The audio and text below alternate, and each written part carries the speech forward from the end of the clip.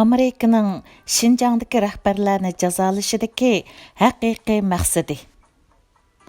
ئانالىزچى چېندەننىنىڭ o'z YouTube kanalida so'zlagan so'zi. Terjimada Uyg'ur fidoyilar terjima gruppasidan Choghluq.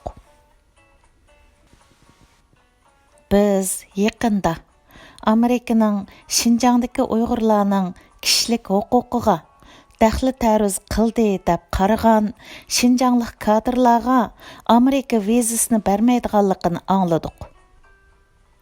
Uningga ulapla Amerika hökuməti bu ishlarga aloqador 28 nafar shaxs va korxonalarni qor tizimlikka tiqdi. Bu kishilar yoki shirkatlarning xodimlari Amerikaga kelmoqchi bo'lsa, ularga viza berilmaydi.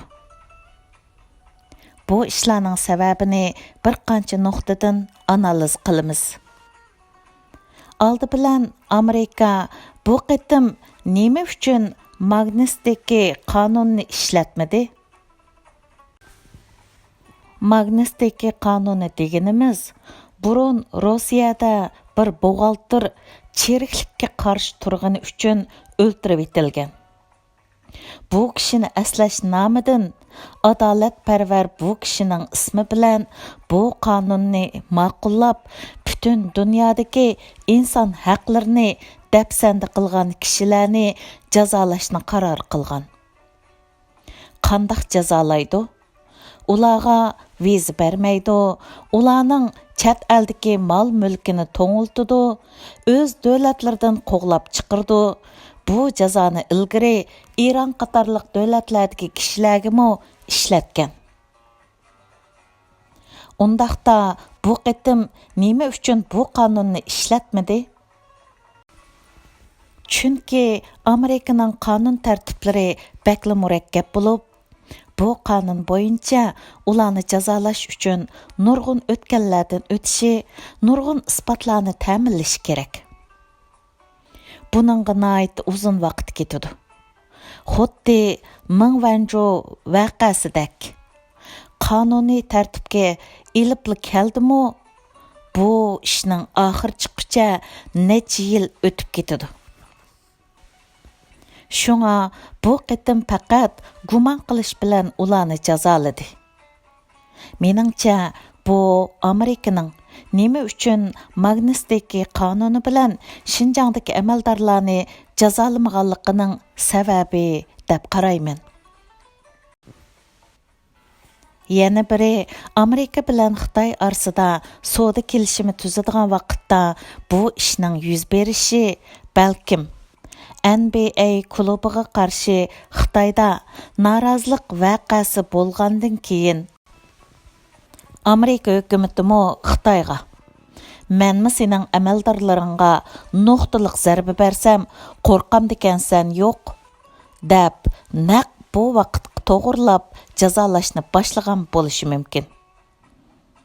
Ammo bu sabab meningcha ancha put terab turolmaydi. Amerika puhralari Xitoy puhralaridek iqtisodiy jihatda foyda ziyon munosabatlarga ancha ko'ngil bo'lib ketmaydi. Ularning ko'ngil bo'ladigini insoniyatga qarshi jinoyatlar. Xonkongliqlarning masalasi bilan Uyg'urlar masalasini selishtirish mumkin emas. Xonkongliqlar o'z haq-huquqlarining texmi kuchlik kapolatga ega qilinish uchun, texmi yaxshiroq yashash uchun kurash qilyotidi. Lekin Uyg'urlar bo'lsa hayot mamotlik masalasiga duch keldi. Bu nihoyat og'ir masala bo'lib, 2 dunyo urushida Yahudilarning qanday qirg'inchilikqa uchraganligini Amerikaliklar hargiz unutib qolmadi. Ular hatto darsliklardami bu voqelikni kirgizib, avlodlarga bu tarixni bildirdi. Bizga ma'lum bo'lganidek, Amerikada asosan Yahudilar kuchli o'rinda turdi. Xonkongliqlarning masalasi Amerikaliklarning nazarida irqiy qirg'inchilik hisoblanmaydi. Chunki Xonkongliqlar Xitoy millati. ularni kaltak bilan urg'inini irqiy qirg'inchilik deb qarag'ili bo'lmaydi. Lekin Xitoy hukumati tanka pilotlar bilan Hong Kongga besib kirib qirg'inchilik qilsa, ondan bu irqiy qirg'inchilik darajasiga ko'tarilishi mumkin. Lekin Uyg'urlar bo'lsa o'xshamaydi. Ular ayrim bir millat. Ular Xitoylar bilan tubdan farqli bo'lgan boshqa bir millat. Şoňa bu yerda bir millatga nisbatan irqiy qirg'inchilik elib berish masalasi mavjud va Amerika buningga irqiy qirg'inchilik nuqtasidan shunday qaraydi. Növbətdə Xitay hökumətinin xarakteri xalqara və Amerika tərəfindən natsist hakimiyyəti deyə tilgə ilinishqə başladı. Əgər bu uqum aniq bekitilib ketsə, undaqda 2-ci Dünya urushi məzgilidəki Hitler hakimiyyəti Yahudi millati üstüdən irqiy qirg'inchilik elib barğınığa oxşaş, Xitay hakimiyyətining Uyghur millati üstüdən irqiy qirg'inchilik elib barğanlığı e'tirof qilinadi. Halbuki bundaq bir millat üstüdən elib berilgan irqiy qirg'inchilikqa Amerika xalqi hargiz sukut qilmaydi. Şoňa gepimni tushunib anlanglar, ha? Bu qitimliq Şinjangdakilarni jazalash dal Amerika xalqi umumyuzlik qo'llaganligi sabablik yuz bergan.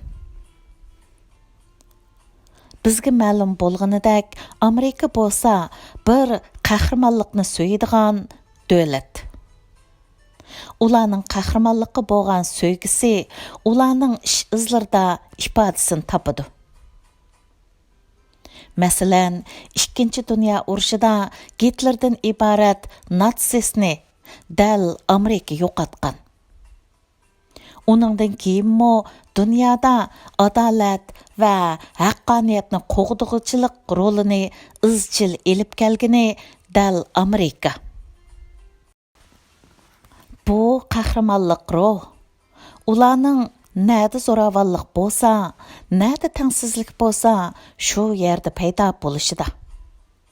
Hatto ular ishlagan kinolardimi ifodasini topadi. Amerikaliklar mana shundaq shaxsiy qahramonlikqa cho'qinadigan, dunyoni qutuldirishni xohlaydigan bir xalq. Demak, 2-ci Dünya urushidagi Hitlerning fojiasi bugun takrorlanayotgan ekan. Bu xalq, bu irqiy yo'qotishga uchragan millatni qutuldiradigan bir milliy qahramonning maydonga kelishini xohlaydi. Undaqda bu milliy qahramon kim? U dal Prezident Trump. Ya'ni Amerika xalqi Trumpning o'zlariga iqtisodiy foyda yetkazib berishidan ko'p ta'sirlanib ketmaydi.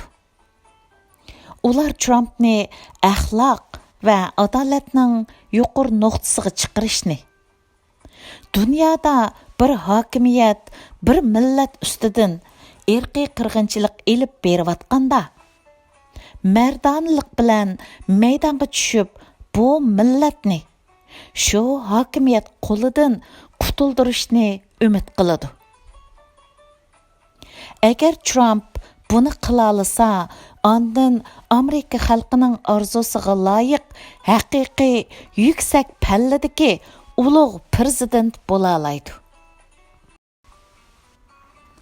Bu dal Amerika xalqining Trumpdan kutadigini va Trumpning qayta saylanish uchun tirishchanlik ko'rsatishidagi sabab.